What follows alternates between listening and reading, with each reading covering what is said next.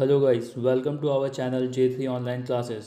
आज से RACB JE के लिए MCQ सीरीज़ शुरू की जा रही है। इसमें सभी बुक्स के क्वेश्चंस इंक्लूडेड हैं, जैसे कि VK Mehta, JB Gupta, RK Rajput और बाकी सभी PYQs। आप बस इस सेशन को अटेंड कीजिए और इसके सेशन के ख़त्म होने के बाद आपको खुद में बहुत ज़्यादा इम्प्रूवमेंट मिलेगा, आपको बहुत कुछ सीखने को मिलेगा। तो चलिए शुरू करते हैं पहले क्वेश्चन के साथ। तो फर्स्ट क्वेश्चन में हमसे पूछा गया है कि जो मैक्सिमम पावर डेवलप होती है सिंक्रोनस मोटर के अंदर, वो किन किन वेरिएबल्स के ऊपर डिपेंड करती है। रोटर एक्साइटेशन के ऊपर, सप्लाई वोल्टेज के ऊपर, या रोटर एक्साइटेशन, सप्लाई वोल्टेज और कपलिंग एंगल के ऊपर, या फिर सिर्फ सप्लाई वोल्टेज के ऊपर या रोटर एक्साइटेशन के ऊपर। तो सबसे पहले तो आपको इसका फॉर्मूला पता होना चाहिए पी मैक्सिमम का सिंक्रोनस मोटर के अंदर। जो पी मैक्सिमम होती है वो बराबर होता है 3EF अपॉन में VT अपॉन में एक्सेस। तो इसके अंदर जो EF है वो EF होता है एक्साइटेशन वोल्टेज, और जो VT होता है वो VT होता है टर्मिनल वोल्टेज। तो जो P मैक्स है वो डिपेंड कर रहा है एक्साइटेशन वोल्टेज और टर्मिनल वोल्टेज यानी सप्लाई वोल्टेज के ऊपर। तो इसका जो सही आंसर होगा वो होगा A। Move to the next question. Next question में हमसे पूछा गया है कि ओवर एक्साइटेड सिंक्रोनस मोटर जो होती है वो किस टाइप का करंट को लेती है। लीडिंग को लेती है, लैगिंग को लेती है, या दोनों टाइप को लेती है, या इनमें से कोई भी नहीं। तो जो ओवर एक्साइटेड सिंक्रोनस मोटर होती है, ओवर एक्साइटेड सिंक्रोनस मोटर जो होती है वो वर्क करती है as a synchronous condenser. Synchronous condenser, condenser मतलब आप कैपेसिटर की तरह समझ सकते हैं। तो जब ये सिंक्रोनस कंडेंसर की तरह वर्क करती है तो कैपेसिटर लीडिंग करंट को लेता है, तो ये भी लीडिंग करंट को ही लेगी। तो जिसका जो सही आंसर होगा वो होगा ए, लीडिंग करंट। इसी टाइप के क्वेश्चंस आपको RACB JE में देखने को मिलेंगे। आप बस इस सेशन को देखते जाइए, आपको बहुत कुछ सीखने को मिलेगा। चलिए नेक्स्ट क्वेश्चन पे चलते हैं। नेक्स्ट क्वेश्चन में हमसे पूछा गया है कि सिंक्रोनाइजिंग पावर सिंक्रोनस मशीन की किन चीज़ों के ऊपर डिपेंड करती है। फर्स्ट ऑफ ऑल अब तो आपको पता होना चाहिए सिंक्रोनाइजिंग पावर होती क्या है। जब भी आप लोड एंगल को वेरी करेंगे तो सिंक्रोनस पावर के अंदर जितनी भी वेरिएशन आएगी ना, उससे कहा जाता है सिंक्रोनाइजिंग पावर।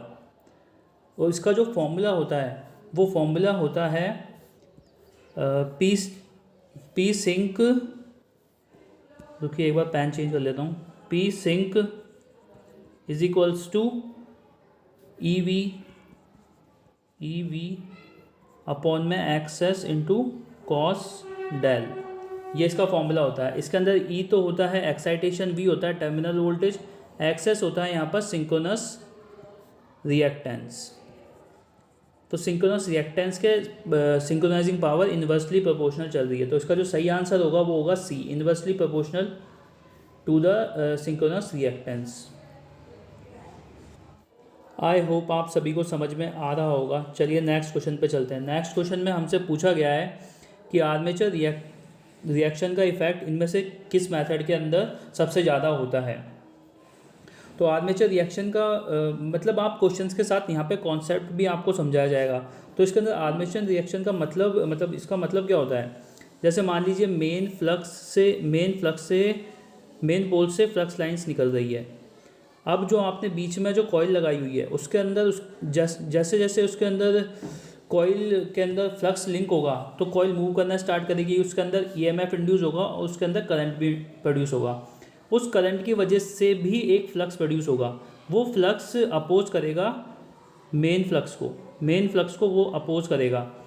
तो उस जो अपोजिशन है मेन फ्लक्स को कॉइल के अंदर जो फ्लक्स प्रोड्यूस हुआ है उसकी वजह से, उसको कहा जाता है आर्मेचर रिएक्शन। क्योंकि वो आर्मेचर के फ्लक्स के ऊपर, आर्मेचर का रिएक्शन है वो मेन फ्लक्स के ऊपर।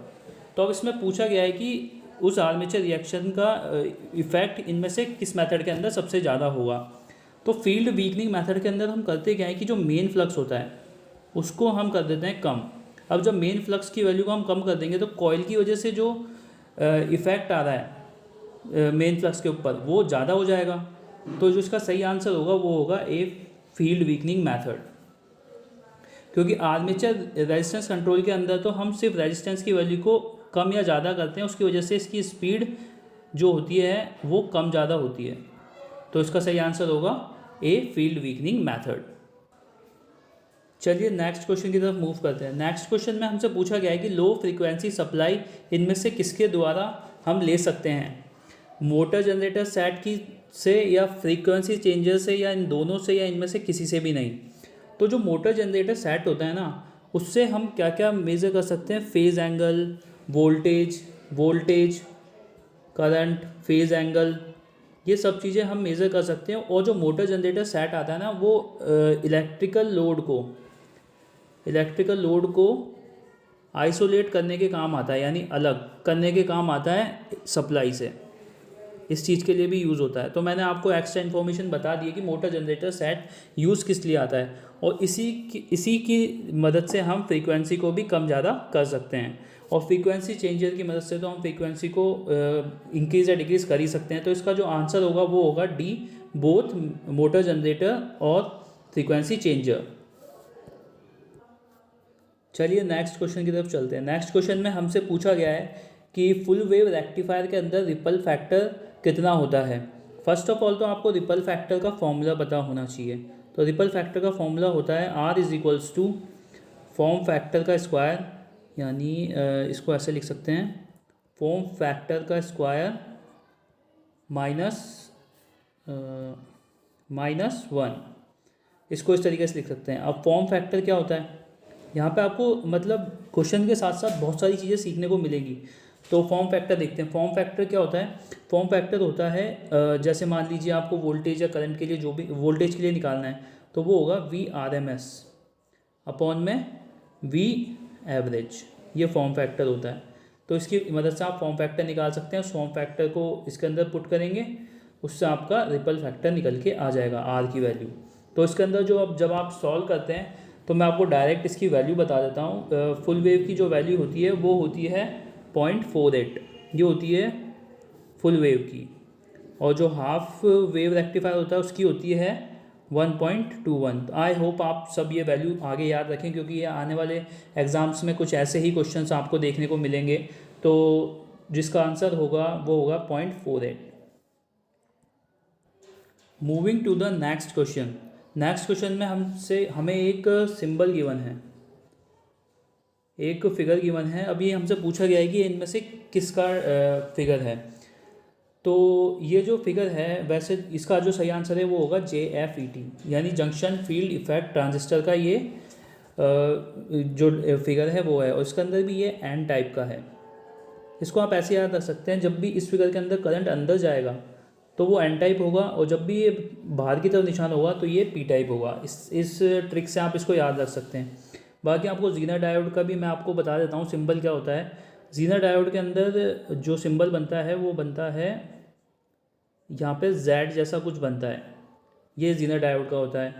सिलिकॉन कंट्रोल रेक्टिफायर के अंदर बनता सेम टू सेम डायोड जैसा ही है, पर इसके अंदर गेट टर्मिनल भी होता है, तो इसका ये होता है। और टनल डायोड का सिंबल कुछ इस प्रकार होता है, ये टनल डायोड का सिंबल होता है। आई होप आप सब इनको देख के याद रखें। Moving to the next question. आप यहाँ से बहुत कुछ सीख कर जाएंगे इस सेशन के ख़त्म होने के बाद। तो इस क्वेश्चन में हमसे पूछा गया है कि फ्लोरेसेंट ट्यूब के जो होती है वो किस किस पे ऑपरेट होती है, AC पे, DC पे, या दोनों पे, इनमें से कोई भी नहीं। तो जो फ्लोरेसेंट ट्यूब होती है वो AC और DC दोनों पर वर्क करती है। इसी के साथ आप ये बात भी ध्यान रखना है कि फ्लोरेसेंट ट्यूब के अंदर स्ट्रोबोस्कोपिक इफेक्ट भी होता है, स्ट्रोबोस्कोपिक इफेक्ट इसके अंदर। तो ये क्वेश्चन भी आपके एग्ज़ाम में आ सकता है।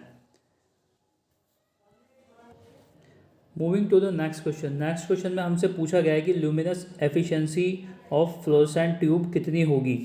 ल्यूमिनस एफिशिएंसी का क्या मतलब है कि 1 वाट पावर में कितने ल्यूमन वो दे रहा है पर वाट। तो जो फ्लोरेसेंट ट्यूब के केस में जो आंसर होगा वो होगा D, 60 to 65 वाट। इसी के साथ आपको सोडियम वेपर लैंप का भी याद रख के जाना है। उसकी वैल्यू है 40 to 50 ल्यूमेन पर वाट। और high pressure mercury discharge lamp के केस में भी आपको याद रख के जाना है, वो होगी 30 to 40 ल्यूमन पर वाट। ये वैल्यू आपको याद रख के जानी है, ये एग्ज़ाम्स के अंदर ऐसे के ऐसे क्वेश्चंस आ जाते हैं। आई होप आप सभी को ये सेशन बहुत ही ज़्यादा इन्फॉर्मेटिव लग रहा होगा। चलिए नेक्स्ट क्वेश्चन पे चलते हैं। नेक्स्ट क्वेश्चन में हमसे पूछा गया है कि जो डेड एंड्स होते हैं, यहाँ थी जहाँ पे रास्ता बिल्कुल ख़त्म हो जाता है, वहाँ पे मीडियम वोल्टेज की लाइन में कौन सा इंसुलेटर यूज़ किया जाता है। तो इसका जो सही आंसर होगा वो होगा शैकल टाइप। जो शैकल, अब मैं आपको इसके बारे में और ज़्यादा चीज़ें बता देता हूँ। जैसे stay and shackle type insulator जो होते हैं वो यूज़ होते हैं लो वोल्टेज पे, और जो पिन टाइप इंसुलेटर होता है वो 33 kV अप टू 33 kV तक ही यूज़ किया जा सकता है। तो ये कुछ एक्स्ट्रा चीज़ें जो आपको याद रख के जानी है। यहाँ पे आपको क्वेश्चन के साथ बहुत सारी चीज़ें भी बताई जा रही है। Moving to the next question. Next question में हमसे पूछा गया है कि जो कम्यूटेटर यूज़ होता है डीसी मशीन के अंदर, उसका काम क्या होता है। तो कम्यूटेटर जो डीसी मशीन के अंदर यूज़ किया जाता है ना, वो यूज़ किया जाता है अल्टरनेटिंग करंट को एसी को डीसी में कन्वर्ट करने के लिए, या डीसी को एसी में भी कन्वर्ट कर सकते हैं, पर मेनली जो यूज़ होता है वो करंट को ही चेंज करने में यूज़ किया जाता है। तो इसका जो सही आंसर होगा वो ए। अब एसी टू डीसी या डीसी टू एसी मैंने क्यों कहा वो चीज़ मैं आपको बताता हूँ। वो मैंने इसलिए कहा है क्योंकि जो जनरेटर होता है, जनरेटर में commutator as a rectifier behave करता है, जबकि जो मोटर होती है, मोटर में ये एज ए इन्वर्टर बिहेव करता है। अब रेक्टिफायर क्या वर्क करता है, रेक्टिफायर एसी को डीसी में कन्वर्ट करता है, जबकि जो इन्वर्टर होता है वो डीसी को एसी के अंदर कन्वर्ट करता है। तो इसलिए ये इन दोनों चीज़ों के अंदर यूज़ होता है। तो इसका जो सही आंसर होगा वो होगा एसी करंट को डीसी करंट के अंदर कन्वर्ट करने के लिए। तो नेक्स्ट क्वेश्चन की तरफ चलते हैं। नेक्स्ट क्वेश्चन में हमसे पूछा गया है कि सिंगल फेज इंडक्शन मोटर के अंदर उसकी कैपेसिटी किन कारणों की वजह से, किस कारण की वजह से लिमिट हो जाती है, मतलब कि रुक जाती है उसकी कैपेसिटी। तो होता क्या है कि जो पोल होते हैं उनके ऊपर जो सप्लाई जैसे वाइंडिंग होती है, तो जो एसी सप्लाई होती है वो होती है पल्सेटिंग, कभी एक बार पॉजिटिव एक बार नेगेटिव। तो इसकी वजह से जो रोटर होता है वो एक बार रोटर को रिएक्ट करता है और अट्रैक्ट करता है, और नेक्स्ट साइकिल में उसको रिपेल करता है। तो इस वजह से जो टॉर्क प्रोड्यूस होता है ना, वो टॉर्क प्रोड्यूस होता है पल्सेटिंग टॉर्क। इस वजह से मोटर स्टार्ट हो नहीं पाती। तो इसलिए इसका जो सही आंसर होगा वो होगा पल्सेटिंग टॉर्क यानी A. Moving to the next question. Next question में हमसे पूछा गया है कि एक जो single phase induction motor, single phase capacitor start induction motor है, उसके लिए इनमें से कौन सा स्टेटमेंट वैलिड है। तो जो पहला जो ऑप्शन गिवन है हमें वो गिवन है कि कैपेसिटर यूज़ किया जाता है पावर फैक्टर इंप्रूवमेंट के लिए। ये सरासर गलत है। कैपेसिटर हम इसलिए यूज़ करते हैं जहाँ से हम फेज़ डिफरेंस क्रिएट कर सकें 90 डिग्री का, उसकी वजह से जो मोटर है वो स्टार्ट हो पाएगी। तो ए तो वैसे ही गलत हो जाएगा। जो डी ऑप्शन है वो हमें गिवन है कि डायरेक्शन ऑफ रोटेशन चेंज की जा सकती है सप्लाई टर्मिनल को चेंज करने पे। तो सप्लाई टर्मिनल को अगर हम चेंज करेंगे तो उसकी डायरेक्शन चेंज नहीं हो पाएगी। तो ये भी डी भी गलत है। और direction of the rotation can not be change, नहीं हम उसकी डायरेक्शन चेंज कर सकते हैं, और वो चेंज हम तब कर पाएंगे जब हम मेन वाइंडिंग टर्मिनल्स को रिवर्स कर देंगे। तो जो इसका सही आंसर होगा वो होगा बी। अगर आपको ये सेशन अच्छा लग रहा है, क्वेश्चंस अच्छे लेवल के लग रहे हैं, तो प्लीज़ वीडियो को लाइक कीजिएगा और अपने फ्रेंड्स के साथ शेयर कीजिएगा। चलो नेक्स्ट क्वेश्चन को देखते हैं। नेक्स्ट क्वेश्चन में हमसे पूछा गया है कि जो क्रेन्स और हॉइस्ट जो होते हैं उसके अंदर जो लोड की रिक्वायरमेंट होती है वो किस टाइप का लोड की रिक्वायरमेंट होती है। जो क्रेन और जो हॉइस्ट होते हैं वो बहुत ज़्यादा लोड को उठाने के लिए यूज़ लिए जाते हैं। तो उसके अंदर जो हमें जो स्टार्टिंग टॉर्क चाहिए होता है वो भी बहुत ज़्यादा हाई चाहिए होता है। तो जो इसका सही आंसर होगा वो होगा heavy start and reversing, D. चलिए नेक्स्ट क्वेश्चन को देखते हैं। नेक्स्ट क्वेश्चन में हमसे पूछा गया है कि जो ट्रांसमिशन लाइन होती है उसके अंदर रिएक्टिव पावर एब्जॉर्ब और जनरेट किस टाइम पे होती है। तो चलिए इसको मैं आपको समझाने की कोशिश करता हूँ। जो ट्रांसमिशन लाइन जो होती है, जैसे मान लीजिए यहाँ से यहाँ पर जनरेटर लगा हुआ है, यहाँ से पावर जनरेट हो रही है, यहाँ पे जो वोल्टेज है वो है Vs, यहाँ पे रिसीविंग एंड पे लोड पे ट्रांसफ़र हो रही है, और यहाँ पे जो वोल्टेज है वो है Vr। तो अब होता क्या है, जब नो लोड की कंडीशन होती है ना, नो लोड की कंडीशन के अंदर जो लाइन होती है वो रिएक्टिव पावर को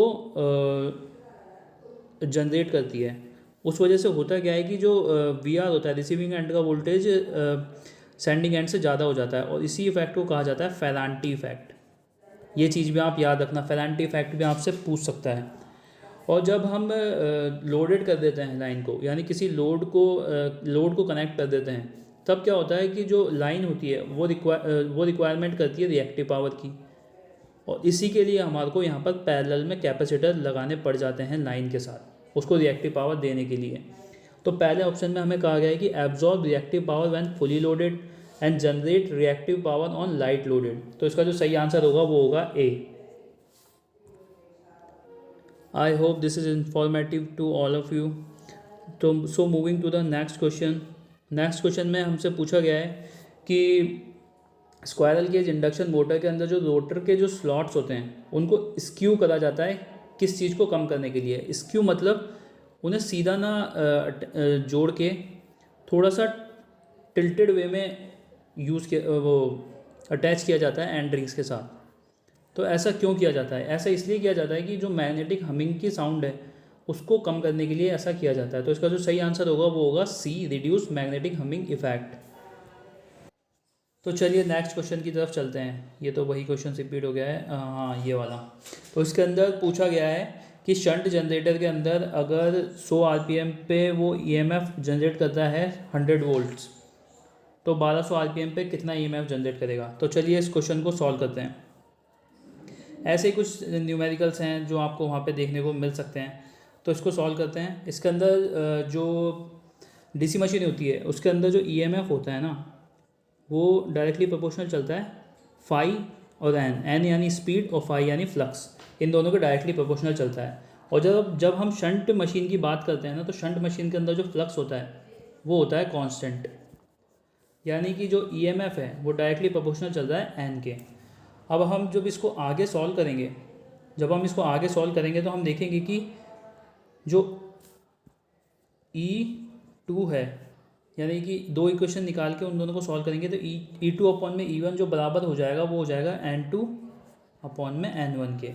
अब इसके अंदर हमें वैल्यूज़ गिवन है, हमें E2 की वैल्यू निकालनी है। यहाँ पे E1 की वैल्यू हमें यहाँ पे गिवन है 100 वोल्ट्स, क्योंकि 100 वोल्ट जनरेट कर रहा है कितने पे 1000 आरपीएम के ऊपर, और हमसे पूछा गया है कि 1200 आरपीएम पे कितना ईएमएफ जनरेट करेगा।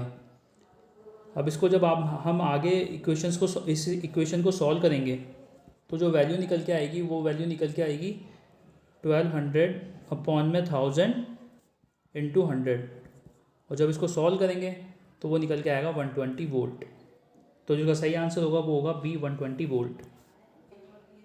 चलो नेक्स्ट क्वेश्चन को देखते हैं। नेक्स्ट क्वेश्चन में हमें क्या है, एक फिगर गिवन है। अब ये जो मेज़रमेंट के अंदर आपको ब्रिजेस का जो फिगर है वो सब आपको बिल्कुल याद होनी चाहिए, कि फिगर देखते ही आपको पता चल जाना चाहिए कि कौन सा ब्रिज है, तो आपके लिए आसान हो जाएगी चीज़ें निकालनी।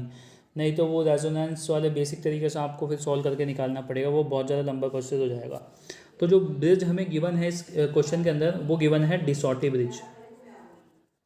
डिसॉर्टिव ब्रिज के अंदर होता क्या है, CX जैसे मान लीजिए ये C1 है, ये यहाँ पर R2 है, यहाँ पर इसको R2 मान लीजिए, इसको यहाँ पे मान लीजिए C3 और इसे मान लीजिए R4। तो जो मान लीजिए आपको C1 निकालना है तो वो बराबर होगा C3 R4 अपॉन में R2। तो इसके अंदर जैसा मैंने फॉर्मूला लिखा है वैसे कि वैसे इसमें वैल्यू पुट कर दीजिए। तो 20 इंटू 10⁻⁶, क्योंकि ये म्यू की वैल्यू यही होती है, इनटू जो R4 की वैल्यू है वो होगी 80, और R2 की वैल्यू जो हमें गिवन है वो गिवन है 40। तो इसके अंदर जब हम इसको काटेंगे तो ये 2 टाइम्स कट जाएगा, और इसकी जो वैल्यू आएगी वो C1 की वैल्यू आएगी 40 म्यू फैरेड। तो जो इसका सही आंसर होगा वो होगा B, 40। चलो नेक्स्ट क्वेश्चन के ऊपर चलते हैं।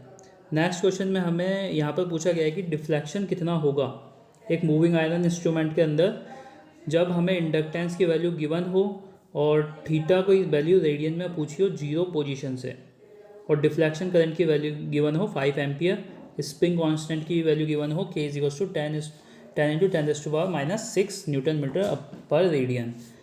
तो अगर आपको ऐसा समझ में नहीं आया तो सबसे पहले तो हमें वैल्यू लिख लेनी चाहिए, जिस चीज़ की हमें वैल्यू गिवन है। तो L की वैल्यू हमें गिवन है 20 + 4 थीटा। और जो करंट की वैल्यू हमें गिवन है वो गिवन है 5 एम्पियर, और के की वैल्यू हमें गिवन है 10 × 10⁻⁻6 न्यूटन मीटर पर रेडियन। तो ये हमें यहाँ पर वैल्यू गिवन है। अब इसको हम आगे सॉल्व करते हैं। आगे आपको ये याद होना चाहिए कि जो मूविंग आयरन के अंदर जो कंट्रोलिंग टॉर्क होता है, स्टडी स्टेट के अंदर जो कंट्रोलिंग टॉर्क होता है वो बराबर होता है डिफ्लेक्टिंग टॉर्क के, और उस डिफ्लेक्टिंग टॉर्क की जो वैल्यू होती है वो बराबर होती है इक्वल्स टू 1/2 I² यानी डी थीटा के रेस्पेक्ट में जो इंडक्टेंस गिवन है उससे हमें डिफरेंशिएशन करना है, और जो कंट्रोलिंग टॉर्क की वैल्यू गिवन है वो गिवन है k थीटा। ठीक है, तो अब हम इसको जब आगे सॉल्व करेंगे तो जो dl अपॉन में जो ये l है इसका जब हम डिफरेंशिएशन करेंगे तो ये डिफरेंशिएशन कितना निकल के आएगा, ये निकल के आएगा 20 का कांस्टेंट का तो 0 हो जाएगा डिफरेंशिएशन, और थीटा के रेस्पेक्ट में 4 थीटा का करेंगे तो सिर्फ 4 आएगा। तो यहाँ पे dl/d थीटा की जो वैल्यू हो जाएगी वो हो जाएगी 4। तो इसको लिख देंगे 1/2 I² की जगह यहाँ पर हम जो लिखेंगे वो लिखेंगे 5 का स्क्वायर इंटू 4, और जो यहाँ पे k की वैल्यू गिवन है वो है 10 × 10⁻⁻6 इंटू थीटा की वैल्यू हमें यहाँ पर निकालनी है। जब हम इसको सॉल्व करेंगे, आप इस इक्वेशन को जब सॉल्व करेंगे तो इसकी जो वैल्यू आएगी वो आएगी a = 5 रेडियन। आई होप आप सभी को ये क्वेश्चन समझ में आ रहे होंगे, क्योंकि ये थोड़ा सा बड़ा क्वेश्चन हो सकता है पर यही चीज़ आपके दिमाग को बहुत ज़्यादा खोलेगी और आपको बहुत ज़्यादा चीज़ें याद रखने में हेल्प करेगी। चलिए नेक्स्ट क्वेश्चन के ऊपर चलते हैं। नेक्स्ट क्वेश्चन में हमसे पूछा गया है कि एक साइन वेव के अंदर अगर उसकी बैंडविड्थ हमें निकालनी है और अगर उसका राइज टाइम हमें 70 मिलीसेकंड अगर गिवन है तो उसकी बैंडविड्थ कितनी होगी। तो बैंडविड्थ ये आपको याद रखना है, ये कुछ छोटे छोटे फॉर्मूलेज हैं जो आपकी कॉपी में एक अलग जगह पे मेंशन होने चाहिए। तो बैंडविड्थ इनटू राइज टाइम जो बराबर होता है वो हमेशा 0.35 के बराबर होता है। तो जब हम बैंडविड्थ को यहाँ से निकालेंगे तो 0.35 अपॉन में TR करना पड़ेगा। राइटिंग के साथ थोड़ा सा इशू है पर थोड़ा सा मैनेज कीजिएगा, बाकी कॉन्सेप्ट आपको पूरे क्लियर करा दिए जाएंगे। तो यहाँ पर होगा 0.35 अपॉन में 70 इंटू मिली का मतलब 10⁻⁻3। जब हम इसको सॉल्व करेंगे तो जो आंसर आएगा वो आएगा 5 हर्ट्ज़ यानी A। चलिए नेक्स्ट क्वेश्चन की तरफ चलते हैं। नेक्स्ट क्वेश्चन में हमसे पूछा गया है determine the value of current required for full scale deflection of voltmeter when sensitivity is 120 ohms पर वोल्ट। यानी कि फुल स्केल डिफ्लेक्शन की वैल्यू हमें निकालनी है वोल्ट मीटर के, जब हमें सेंसिटिविटी गिवन हो 125 ohms पर वोल्ट। तो जो सेंसिटिविटी जो होती है वो बराबर होती है 1 अपॉन में फुल स्केल डिफ्लेक्शन करंट के बराबर होती है, या मतलब वोल्टेज वो करंट के बराबर होती है। तो जब IFSD हमें यहाँ पे पूछा गया है तो वो जो बराबर होगा 1 अपॉन में सेंसिटिविटी के बराबर होगा। और जब हम इसे आगे सॉल्व करेंगे तो हम यहाँ पर लिखेंगे 1 अपॉन में सेंसिटिविटी की वैल्यू हमें गिवन है 125, और जब इसको सॉल्व करेंगे तो यहाँ पर आएगा 8 मिली एम्पियर यानी 8 × 10⁻⁻3। तो इसका सही आंसर होगा C8। ये कुछ छोटे छोटे क्वेश्चन है और छोटे छोटे फॉर्मूलेज हैं। अगर आपने ये नहीं पढ़े हैं तो आप इनको एक अलग कॉपी में मेंशन कर लीजिए या इसका स्क्रीनशॉट ले लीजिए, जैसा भी आपको सही लगे। आई होप आप सभी को ये क्वेश्चंस बहुत ही ज़्यादा रिलेटेबल लग रहे होंगे। चलिए नेक्स्ट क्वेश्चन को देखते हैं। नेक्स्ट क्वेश्चन में हमसे क्या पूछा गया है कि 600 टन्स की एक कॉइल है, 600 टन्स की एक कॉइल है, उसका रेजिस्टेंस अगर 7 ओम गिवन है और इंडक्टेंस जो प्रोड्यूस कर रहा है वो 0.8 हेनरी प्रोड्यूस कर रहा है। अगर उसकी टर्न्स को 1/5 कर दिया जाए यानी 1/5 टर्न को रिमूव कर दिया जाए तो नया इंडक्टेंस कितना होगा। एक इंडक्टेंस का फॉर्मूला होता है L = N² तो इसके अंदर जो L होता है वो डायरेक्टली प्रोपोर्शनल चलता है N के स्क्वायर के। अब जब हम इसको आगे सॉल्व करेंगे तो इसको हम ऐसे लिख सकते हैं प्रोपोर्शनल की वैल्यू को L1 अपॉन में L2 = N2 का स्क्वायर अपॉन में N1 का स्क्वायर। अब इसको जब आगे हम इसके अंदर वैल्यू पुट करेंगे तो जो N2 की वैल्यू जो हमें गिवन है वो कितनी गिवन है, 600 का 1/5 पार्ट हटा देंगे तो 4/5 बचेगा। तो इतना हमें जो गिवन है वो N2 गिवन है। और n1 तो हमें 600 गिवन है ही। तो अब इसको इसके अंदर जब हम वैल्यू पुट करेंगे, आगे इसको सॉल्व करेंगे, तो L2 की वैल्यू हमें निकालनी है L1 इंटू N2 अपॉन में N1 का होल स्क्वायर। अब हमें इसके अंदर सिर्फ वैल्यू पुट करनी है जो हमें वहाँ पर गिवन है। तो L1 की जगह पे तो हम पुट कर देंगे 0.8 और N2 की जगह 600 इंटू 4/5 और यहाँ पर 600। और जब अब इसके अंदर 600 है, 600 तो कट जाएगा। जब हम आगे इसकी वैल्यू को सॉल्व करेंगे तो आंसर निकल के आएगा 0.512। आप इसे कैलकुलेटर से सॉल्व कर लीजिएगा, नहीं तो सॉल्व करने में बहुत ज़्यादा टाइम वेस्ट होगा, तो इसलिए मैंने सीधा आंसर बता दिया है। तो इसका जो सही आंसर होगा वो होगा ए। नेक्स्ट क्वेश्चन पे चलते हैं। नेक्स्ट क्वेश्चन आप सभी के लिए है। आप इसके अंदर क्वेश्चन को पढ़ के इसका आंसर कमेंट के अंदर दीजिएगा कि which of the following instrument is use in measurement of insulation resistance, यानी इंसुलेशन रेजिस्टेंस का मेजरमेंट करने के लिए इनमें से किस चीज़ का यूज़ किया जाता है। तो इसका जो आंसर है आपको कमेंट करना है कमेंट बॉक्स के अंदर। तो चलिए आगे चलते हैं।